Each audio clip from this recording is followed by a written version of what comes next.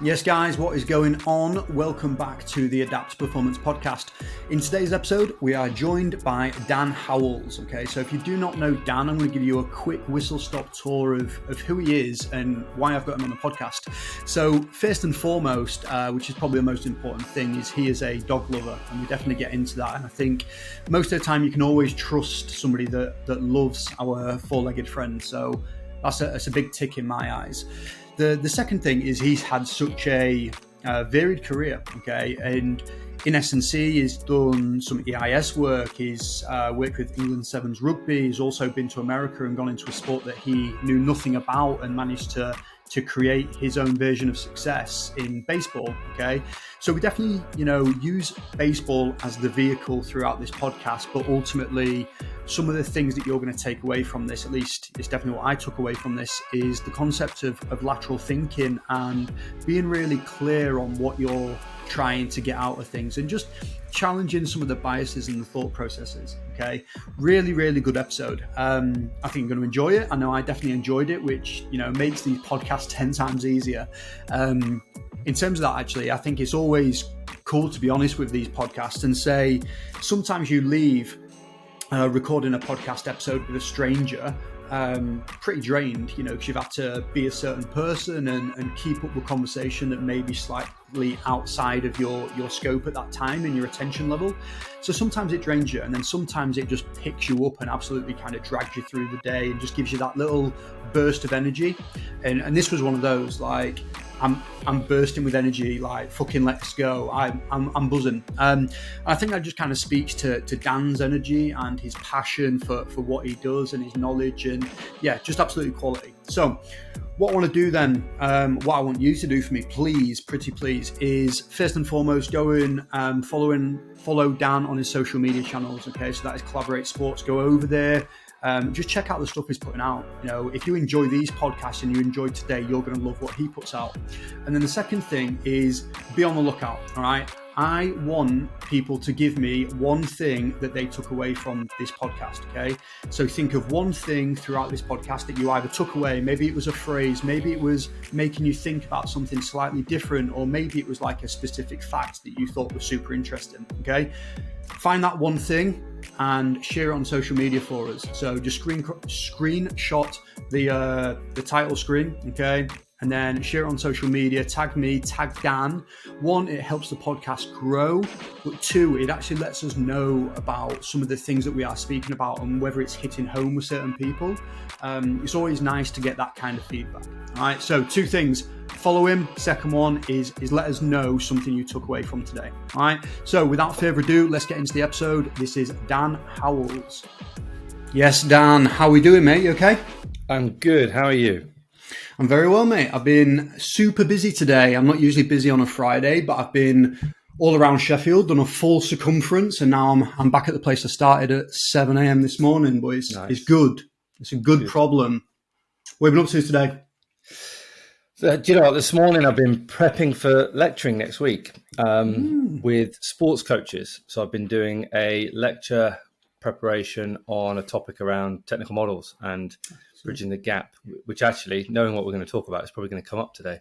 So it's apt. But yeah, I've been preparing for that. It's my new sort of venture, part-time work at the moment, and it's a new set of skills to learn. But, with any new skill set, you learn fast by jumping in, right? So there's a lot of that. But that was this morning's task, yeah. Yeah. All done? Or you got more to do after this? No, a little bit more to do. I've asked for some feedback. Again, something that we need to do better as coaches. So I've sent it off for a bit of feedback before I finish the last 20% from the sort of person that's line managing that module. But I think that my last 2 years of presenting online has helped me streamline my processes around content design, I guess, when it comes to lectures or educational sessions. So feel okay about it and wasn't too much of a time burden. Sick. Love that, mate. Before we actually get into the nuts and bolts of it, I didn't even tell you about that this was on my list. Tell me about the dog hotel. Tell me about that. Tell me.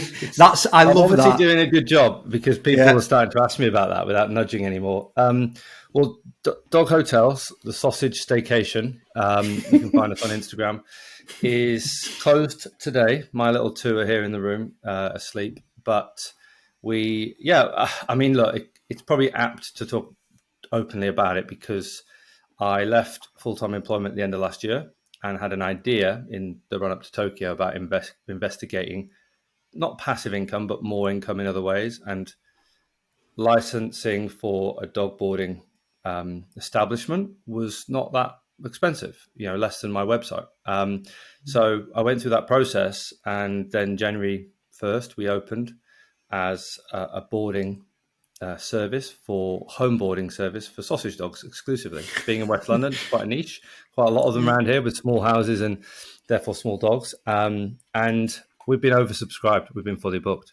And it's just a different skill set again altogether. And it's been brilliant. So I've been able to merge what I love, dogs, and exercise and walking, together with what I'm also good at, which tends to be people and solving people's problems, and that's brought in an income. So there's a bit of a business model lesson there for people. But that's my another side hustle that goes. Mate, I love it. Quite well. Yeah, I absolutely love it. I feel like we should get one of them on the podcast. They can be the next guest. Get one of the sausage boys on here. Well, yeah, they're down in the bed here. But luckily, I picked today because I knew it was a closed day for us, and we'd had limited barking in the background. So love it. Mate, that's quality. I can remember the first time I heard that. So I was around at Gary Hutt's house. We was having spag bol, and we were just on about. We were just chatting through, different people and projects going on at the moment. And he said about, I think it was right about the time he was doing an interactive webinar for you on boxing. And he said, "Did you know he has like a sausage dog business?" I was like, "That's mad. I absolutely love it, and it's mad. Yeah.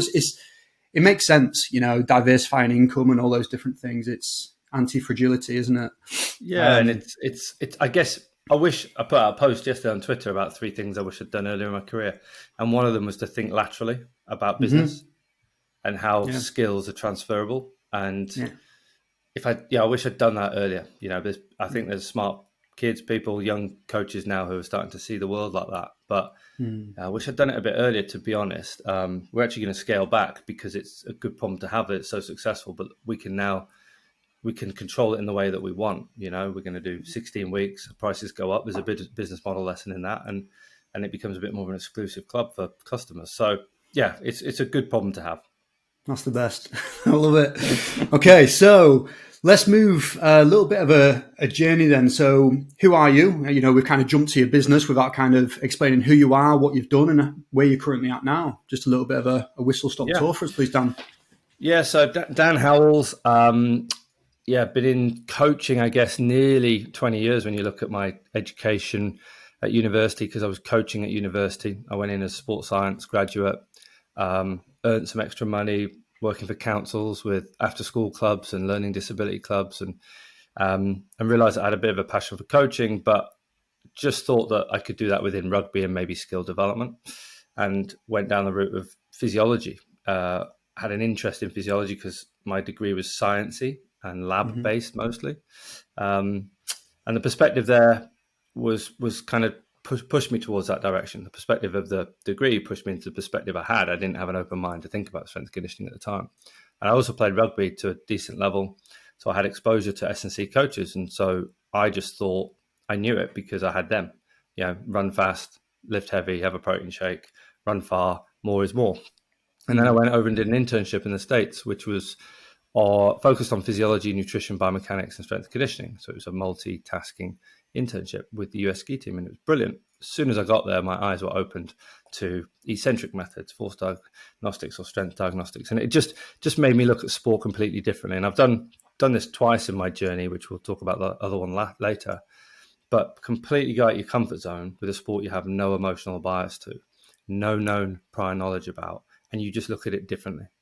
And I just looked at skiing as a task, a problem to overcome, and it just opened my eyes to what was possible. So then I went down the S&C route and came back, went to become a sports scientist at Brighton University 16 years ago. And then after 18 months of working specifically to improve my coaching, get my UKSCA, fill the gaps in my skill set, and then start applying for dedicated strength and conditioning jobs. That led me straight into the EIS, fortunately. And there's some lessons in what I did before that I think helped me stand out at that point. But then 5-6 years in the EIS, across many different sports, adaptive, disability, men's, women's sports, and then specialised in women's rugby for the last couple of years before going into pro sports, which was London Wasps, as it was then, and then England Sevens for 5 years. Did the flagship Olympics with where England Sevens debuted, and then went over to Florida for 3 years and did baseball, which I know we're going to get into. And that was a big leap, both work-life leap. And then came back last year through, honestly, no decision of my own. It was taken out of my hands a little bit. Came back and got invited back into the Sevens, went to Tokyo. And then at the end of that, I had my business up and running with Collaborative Sports, which isn't a full-fledged business. It's sort of 1 to 2 days a week. And that's based off my love of helping other people. I'm not really coaching athletes much now. I'm consulting and coaching coaches. So my purpose hasn't changed, i.e. to help people be the best versions of themselves. But how I realize that purpose has changed. And that's another reason for me going back to lecturing, because it would be false of me to challenge my mentees to fill the gaps in their skill set if I wasn't doing the same. Would you have, just digging in on that, if you would have gone back to when you were just starting S&C coaching, either at London Wasps, could you have seen this in your future? Was this like a plan, or is it happened organically? Not a plan at all. I think you only realize sort of the opportunities with the leaps you take. So the mentoring came from my purpose again. Like in COVID, I sat there in my house in Florida, very lucky to be paid to sit and wait, essentially. And I was like, wow, like there's people out there who need me more than I need them at the minute. There's also a lot of lecture-based webinars going on where people can't interact. And at a time when COVID's separating people, how can I create collaboration, which was, the sort of focus. And so I brought people together for interactive webinars, discussion-based, like multi-people podcasts, like multi-group podcasts. And the reason I did that was a coping mechanism. I had my purpose taken away. I was coaching day in, day out for 12, 13 years. Suddenly I have no purpose, and so I just overcame that problem with a solution. And luckily I realized that solution had some sort of merit in it, which meant that there could be some transactional element to it, just like the personal training, So yeah, it wasn't planned, but it was having the open vision to see an opportunity within it. And I think that's true of anything. In my career, I would always be looking for opportunities to develop myself, leverage my situation somewhat, with my employers. If I had half a day, what could I do on the watch of my employer to go learn? It would help them because it would grow me. And I don't think people do that enough. There's too much loyalty to employers when they don't realize that personal development, it should be part of your 40 hours of time in a week. So yeah, I didn't forecast it, didn't predict it, but it aligns to, I guess, core values and ways that I like to live by. It's a really interesting thing you just said there around like the employment element and using that for development is such an important thing, and something I was speaking about today. So what I've been doing, I've been at Sheffield Hallam as like an alumni. I got invited in to kind of speak about being a coach in the industry and, some of my learnings from transitioning from full-time work into part-time and owning a business and how that's gone. And this was one of the things I kind of spoke about. And I'm really thankful that I've had the opportunity to have full-time work and ultimately, mess up on somebody else's time and learn those lessons and have somebody above me, line managers to give me feedback and evaluate where I'm at and bring me through that process. I think it would have been more difficult for me personally if I went straight into self-employed without having all those skills and self-awareness. I think it just would have been a slightly different mix for me. I don't know if you agree with that or... Yeah, I think you'd probably be blinkered. Like, I think people who are successful in themselves and personal businesses do so because they're so focused in one direction. And then they bring on people to give them perspective or to support them or to solve the problems they can't. And it's just a little bit of a different way. And I do go back to my time looking at Olympic sport versus pro sport. And I wonder, would I have made a jump into baseball having only ever worked in pro rugby. I'm not sure I would have, because I'm not sure my journey in pro rugby would have been as successful if I hadn't have had the broader understanding of things at the Olympic, Paralympic level, EIS, employee level. So, like, I think it's really important to create a breadth in your experiences. And I talk about, I look at employability, people I've employed over the years, and I've heard other people talk about this, interesting, worldly people. It's the individuals that have put themselves out there to experience various different things and fail forwards in different environments that grow the most, in my opinion. So, yeah, if you find yourself in that world of, I need to create a business for myself, I need to create income, great. But how can you look sideways, move laterally to ensure that as you do that, you're not forming your own biases and focusing everything on one thing? What can you do to stretch yourself in other ways? And I spoke to somebody this week actually who's got a very successful business, and I was like, you realize you're in a position that you have now time passive that you're getting paid, that you can do whatever you want with. There's not many people out there jumping into pro sport at late 20s to coach high level because they're good enough to get a reference should they want to go back into pro sport or move sideways into pro sport, or the business runs itself and then I jump into this sport to work. So it's, I think we've just got to open our mind a little bit as to what's possible. And really, most of those opportunities we end up creating for ourselves, if I'm honest. They're ideas, Yeah. So, yeah. I agree. I think that segues us nice, mate, into the main topic that I want to kind of get into then. Yeah. So, rugby, okay, you've gone from team sport, quite traditional in the UK, probably one of the, I don't know if is it like second or third most played sport in the UK? It's up there. Yeah, I don't know. Yeah. I did see a controversial tweet the other day about basketball in the UK being an undertone of quite a high participation sport that we don't know about. So, but in terms of publicly known, it's got to be up in the top 2, isn't it? In terms of teams, it's got to be there. Yeah. And so you've taken that then, you've done that for 5, 6, 7 years, and then you've completely gone across the globe to baseball, which is a sport I literally know zero about. So what kind of prompted that decision? And then, just kind of give me that to start off with. Well, cards on the table, I knew nothing as well. And you know what? Like, I actually took a conscious decision throughout my interview process, because it was a formal interview process, to not research baseball. It sounds a bit left field, right? Like a bit dangerous risk. But I was like, the context I got about this role was that group, that organization were looking to employ a certain type of individual, which was, somebody who had experience in team sports, load management and leadership, who could come in and solve a specific set of problems for them. Well, they didn't tell me that they needed a baseball person. So I felt, with what I knew about the role and what I knew about the problem that they were trying to solve, that if they didn't want me for who I was and the way that I could think without that knowledge, then I wasn't the right person for the job, or they were looking for the wrong solution for the problem that they had identified. So that was a strategic, push for that role. But prior to interview, it was advertised, but like all jobs, let's be honest, like, people ask around. I've had somebody reach out this morning about a role for an intern in Spain, like for 2 months' work. And so people will go to their network and say, do you know anyone that this would suit? And luckily enough, somebody, my previous employer at the RFU, had known that I was looking at more worldly options after the Olympics. And then it just was brought to my attention. So I had an informal talk and then they said, can you apply through the formal channels?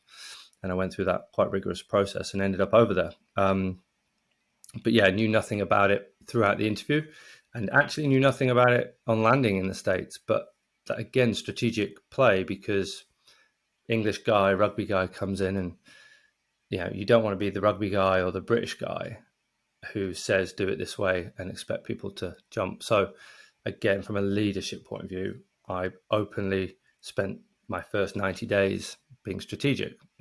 Tell me what you know about the sport. Tell me how S&C can impact it. Learning from the coaches. So it was a big step for me, not just in the sport sense, but in the leadership sense. And it was so much growth in that time.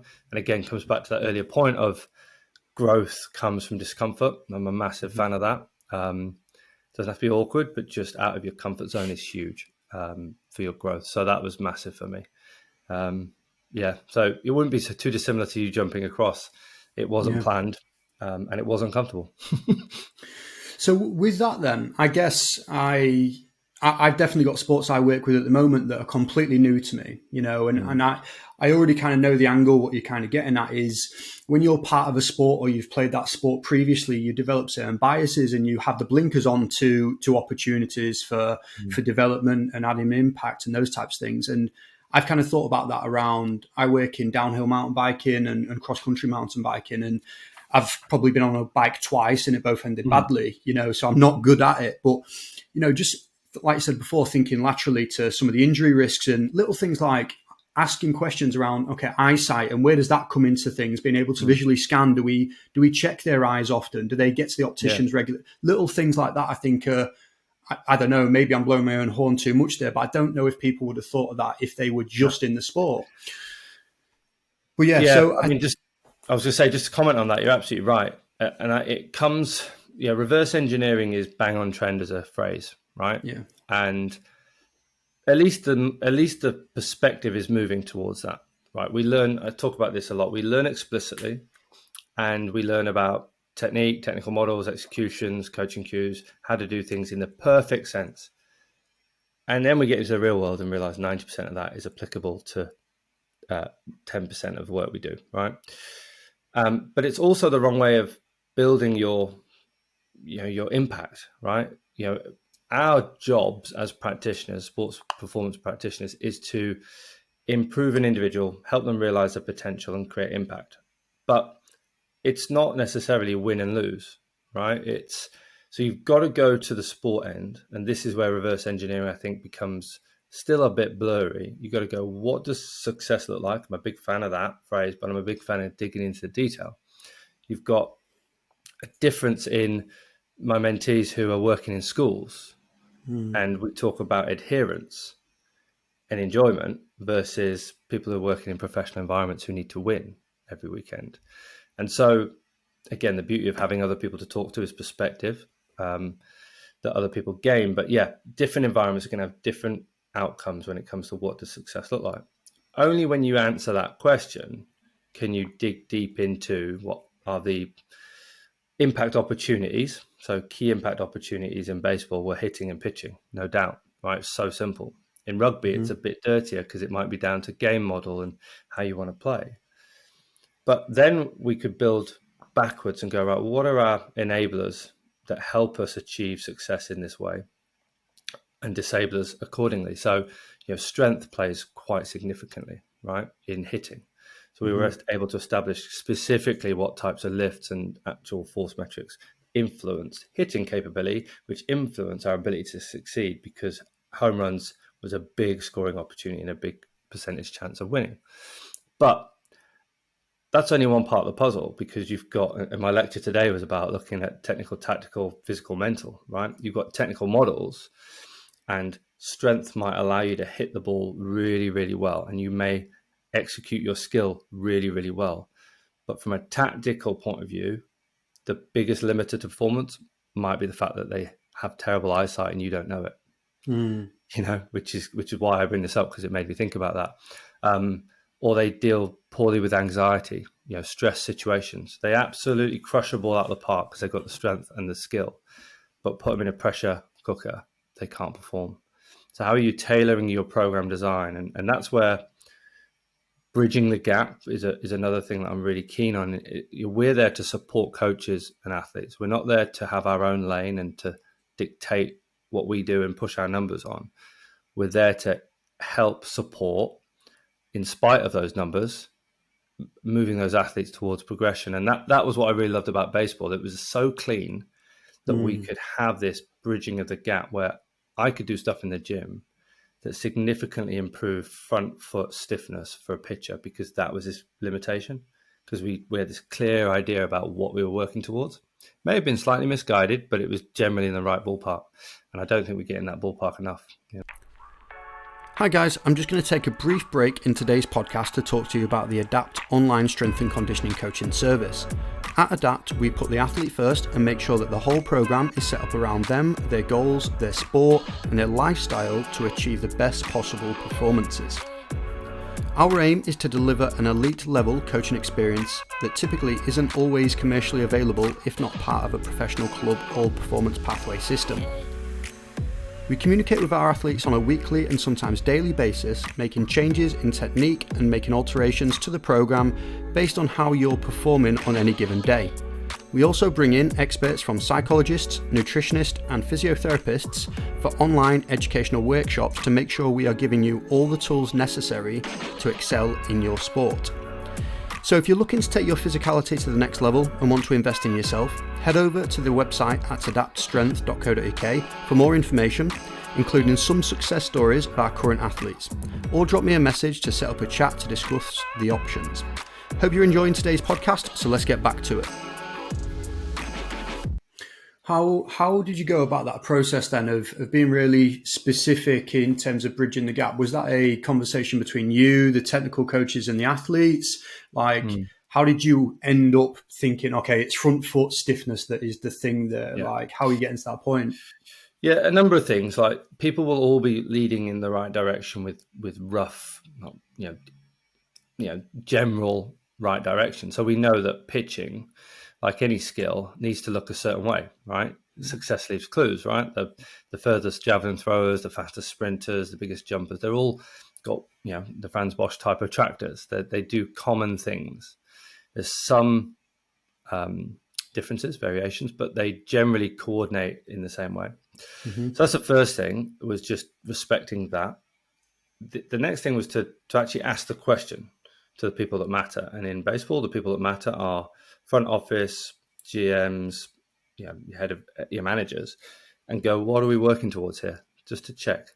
Because, one of the things in baseball that fascinated me was, and this is to illustrate the point, I jumped in and I saw 7 development teams leading to the major league team. So, 75% of 200 athletes, all on this minor league journey where they focused on winning. So that meant that the programs were tailored in, at that point, block periodization, a strength into power into speed, all with a deload week, etc. And it was that we had to keep freshness over fatigue. But for a 19-year-old who hasn't got the physical capabilities yet, winning is not the priority for that individual. So when we asked the organization, they were like, winning is not a priority for us in the minor leagues. Player development is a priority.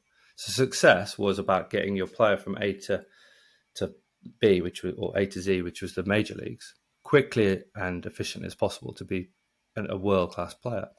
And if every team lost every single game, but that happened, that was business. That was actually performance and business success, because that player's commodity goes up because his individual stats go up irrespective of team result. So, people weren't asking that question. Once we got that clarity, we could work backwards and go, right, well, everything we're doing in the minor league system is about prioritizing how we get these players to hit harder and throw faster.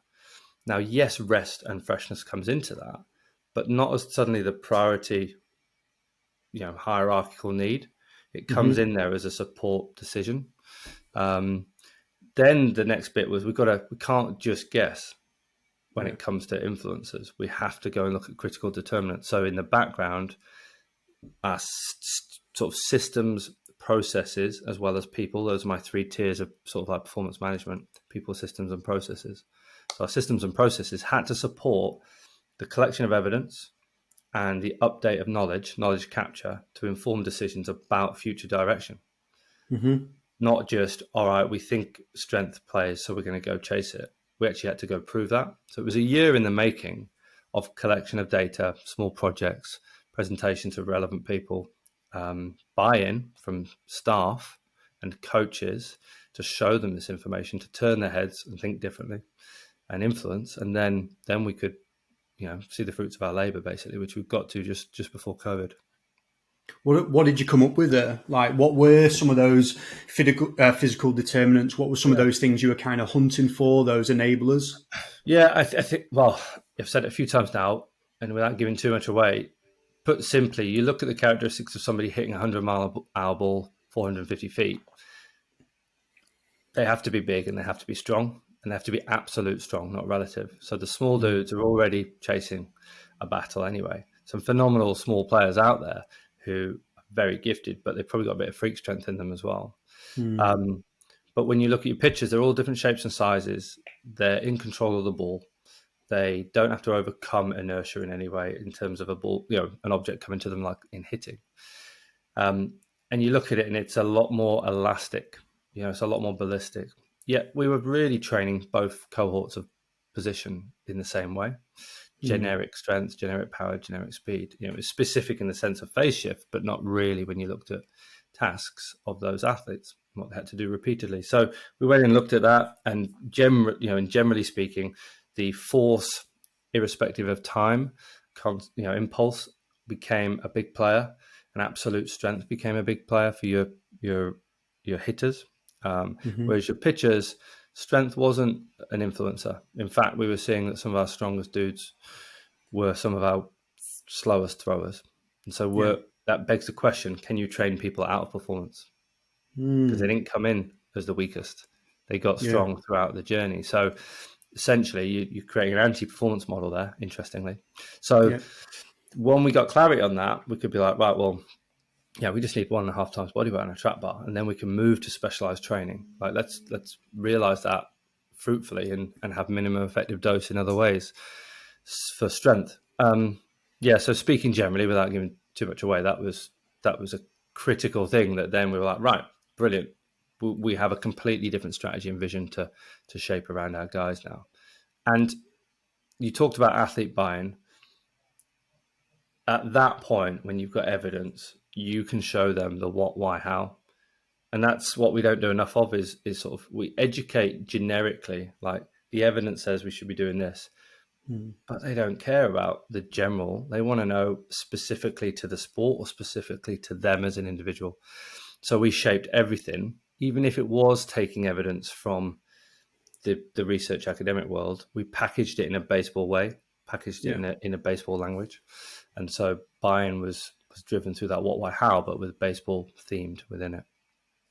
Yeah, it's super interesting that I think what you said there really stuck with me is that anti-performance thing. You've trained somebody out of being good, and the first person I kind of heard explain that was David Gray, who I had on the podcast not too long ago, and he was speaking through, the quote of the worst program in the world carried out very diligently is better than the best program in the world done haphazardly.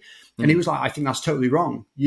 People that say that haven't quite grasped that you can get worse because of what you do, and you can get good in the wrong areas and support different movement strategies. And I think it's hard when you say that, isn't it? Because you don't want to create barriers to exercise and trying hard, but at the same time, you want to support somebody in the right direction without saying, no, that is the wrong way or that doesn't suit your context. But it's such a complicated thing, until you know the exact right answer. It's almost like, where do you put your eggs in which basket? Yeah. And look, on that, something that springs to mind is like trunk work, for example, right? I stepped into a world of like general athletic development that potentially felt like it was specific, but we actually eradicated any flexion-based work, because when you look at the sport, it's about pelvic dissociation to torso, big outer ranges work. So we've got to get into big outer ranges in our trunk work, and essentially you're training within a short muscle range, so you're limiting an ability to get into the key positions that they need to get into. So whilst the pitching coach is working on like extended positions and holding them and getting them out and getting them to sort of get kinesthetic feedback and joint position sense in these extended positions, in the gym we're training them within range and lock them up. Potentially an anti-performance approach. And again, when you talk about buying and thinking, it's about having extreme clarity about your why. So we knew what our why was from success. Well, then we knew it related to two key things, hitting and pitching. So then we have to analyze that. Like our coaches at the time didn't truly understand the key technical models for pitching and hitting. A lot of them had lived baseball, so they had these biases of what it feels like. But hold on, like I look at it completely different because I'm looking at it for what it is, which is the shoulders are here in relation to the hips, whereas you're just looking at as shoulders move here and go there within a variation range. And so we have to be very specific. Well, there is the danger of us thinking we're training for performance and it's actually a limiting factor. Yeah, it's mad, mate. I said at the beginning, actually, I don't have a clue about baseball, and that is largely true. I went over to the States maybe 6 years ago, and I did an internship at Pepperdine University. So that was in like California. It was lovely. It was the campus mates, the nicest thing in the world. I don't know if you ever watched Zoe 101. It was a Nickelodeon program, No. and the campus that they've got on there is basically where it was filmed, and it's like voted number 2 in the world. It was amazing.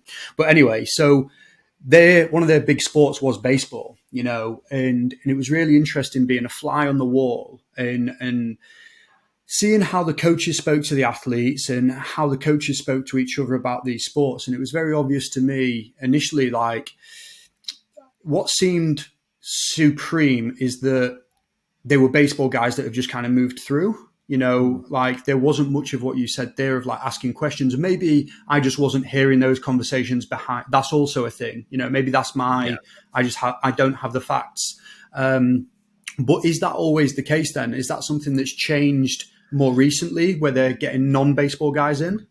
Yeah, I wouldn't necessarily say non-baseball. I think your approach there to talking about the way people think is probably the better reflection. Whether or not it's a non-baseball person is kind of the secondary factor. Yeah, the club that I was involved with were hugely renowned for thinking in an analytics and an outside the box way, and they're playing in the World Series tonight, and that's exciting because I think it's four times in 6 years. It's a ridiculous feat. And it's all come from their player development talent pool. And that's because people thought wider and laterally about how to recruit talent, how to develop talent. And there is a bit of a culture in some environments about stay in your lane. It's the way we've always done it. And that just doesn't work. You've got to critically evaluate or reflect to grow. Otherwise, how do you know what you're doing is working or not? So it's more about the way people are thinking and applying. And again, comes back to this concept of growth and trying things outside your comfort zone. Because if you don't change anything, you can't measure anything, really. So I do think it's more about, and that comes from leadership. Like that doesn't matter where you are. If you're in an academic institute, if you're a sole person, it's very hard to innovate because you can't, create creation and put some projects together. Very tough.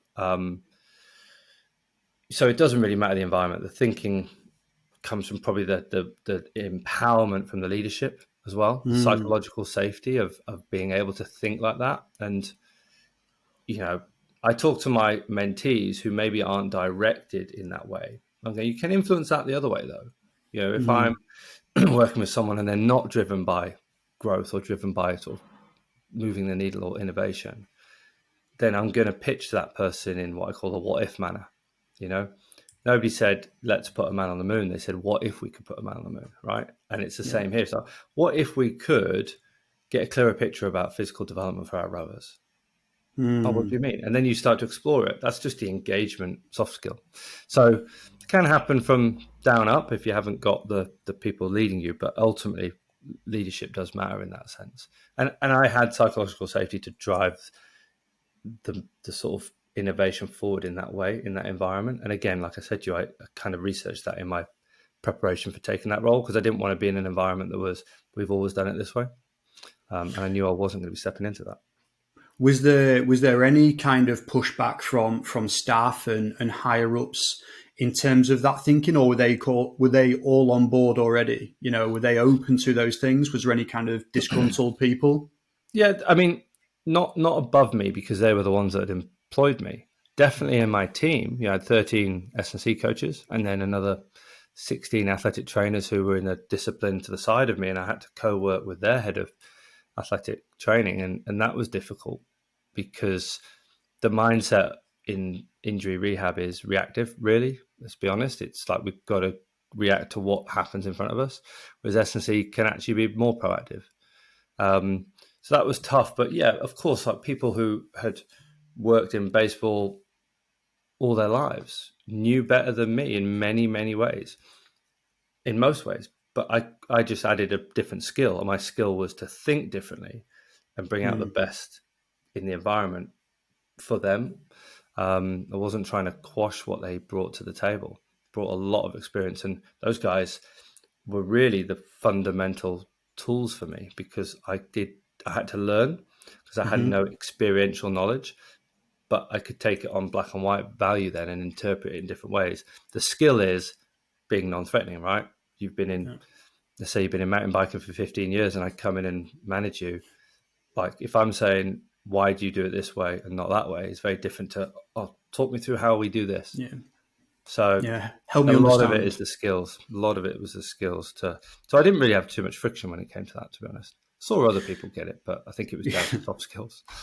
So I think the thing that I'm picking up through this is literally more around how we think about things, and I think you saying that you've come from like an EIS background, and I've seen a lot of that as well. I've seen a lot of people being a lot more aware and generally just thinking around a topic. And one of the first examples I kind of heard of this was Alex Wolf. He was on a podcast and he was speaking through, it was, what correlation can we get between, I don't know, a 500-meter erg time and what was the correlation? And he said, we went through all this testing. And eventually what we came to was peak force on a leg extension or something along those lines. Yeah. And he said, we started, putting leg extension in the program. And he said, at first, people were like, why are you not back squatting? Why are you not doing this? Why are you doing leg extension? He was like, well, why would you not? If you found that thing, why are you not doing that? And it was more just like a little bit of a stress test to get people thinking about whether it kind of goes back to what you were saying before. Are you training to win, or are you trying to develop them to get towards that top where they win? And it was such an interesting thing.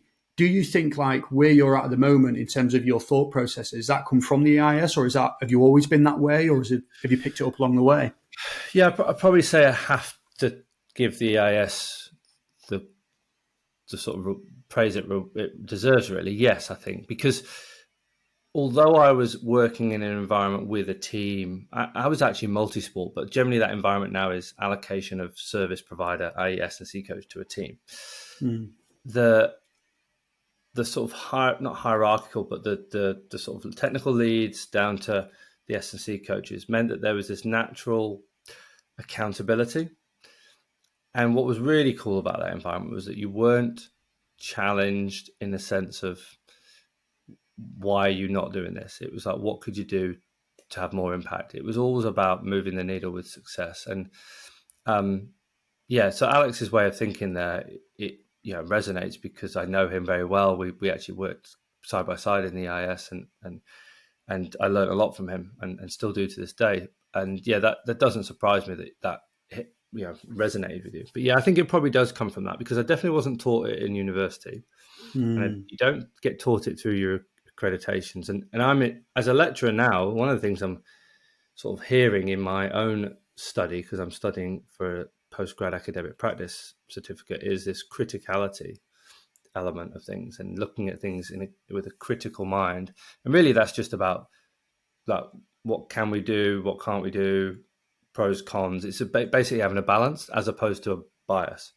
And that's what I think the IS do very well. And it's the one of the best people I've worked with is a sports science out of the Astros. And he, whenever it came to like trying to problem solve, he just directed me with greater clarity, probably clarity that Alex has, which was, what do you wish you knew that you don't know that would help you do your job better?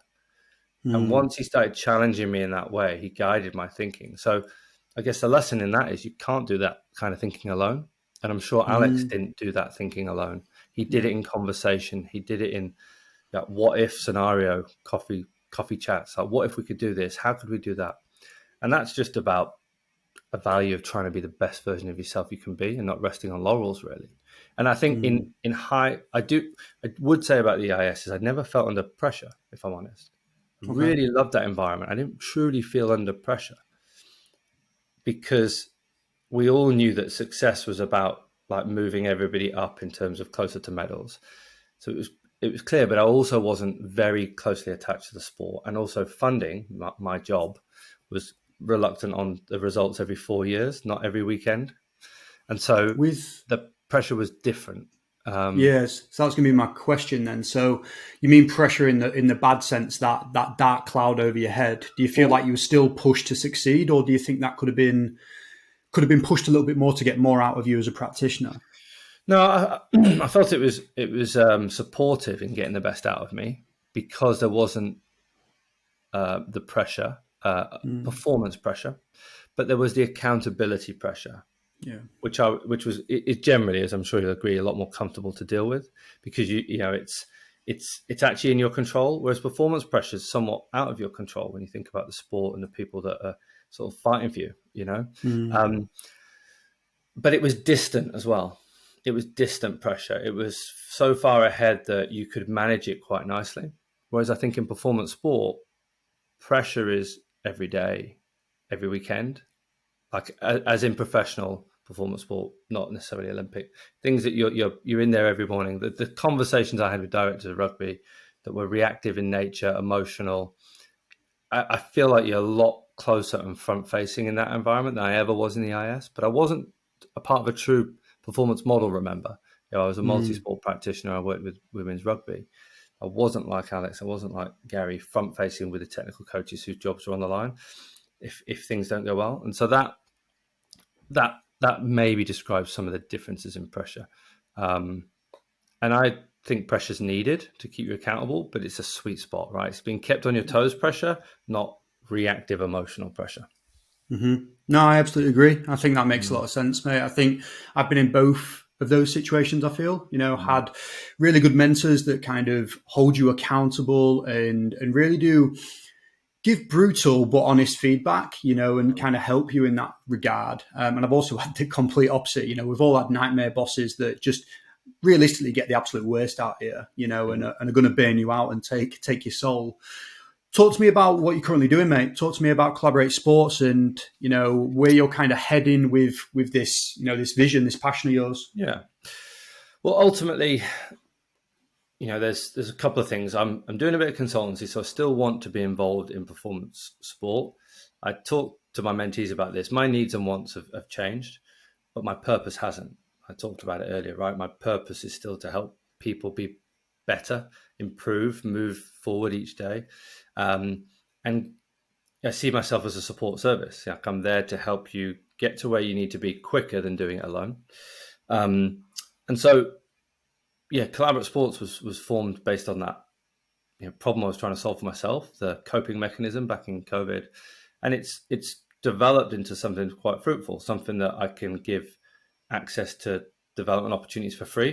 Yourself has been on a number of the interactive webinars that can be Mm-hmm. free to meet other people, create interactions and collaborations. And the general theme for me is about getting more real world. We've not referenced an academic paper today in this chat. We've not referenced too much science.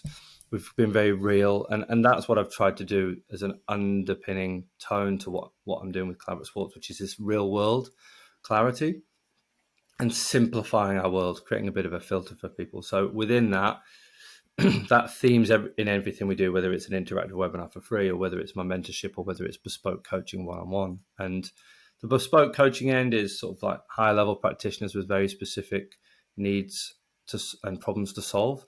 Whereas the group mentorship is a little bit of a formalized approach. We'll go through key principles across S&C or soft skill development, depending on which pathway you go down. But each week is themed around key principles. So if we're looking at energy system development, we don't go too far away from the fact that intensity and volume drive adaptation. So Mm-hmm. sticking with those principles, how does that fit in your world? How does that fit within your methods, etc.? And we use collaboration and discussion within those experiences as opposed to like pre-recorded course content that you go through yourself one-on-one or one-on-no-one alone. Yeah. To have discussions so that you've been part of my webinars where you hear other people's perspectives and you challenge those perspectives and say, have you thought about this? Or I hadn't thought about it in that way. Actually, I've got a solution for you because that happened to me 3 years ago. So all these interactions are really useful and I really enjoy them. So that's where I'm at with Collaborate Sports, different sort of products for people. 55 coaches at the minute are on different programs doing different things. So supporting a lot of people from different places in different ways and really loving it. So And look, I had a mentee this week who does some one-on-one, and he was like, I need to get out of my comfort zone. I need to see some things.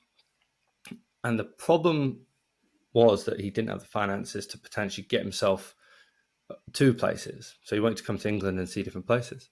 And he went, after our session, we said, why don't you try and look at creating some online resources, online programs, and grab some clientele that way in GAA over in Ireland. And he, within a week or two, he got himself 6 clients through people he knew, funded his trip to the UK.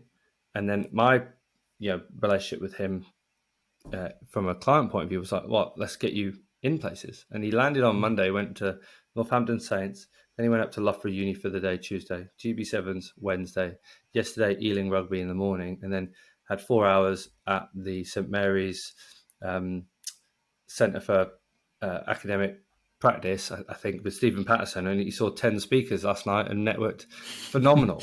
So like that gives me great motivation to keep helping people. But the problems we're trying to solve are often the textbook is not the answer.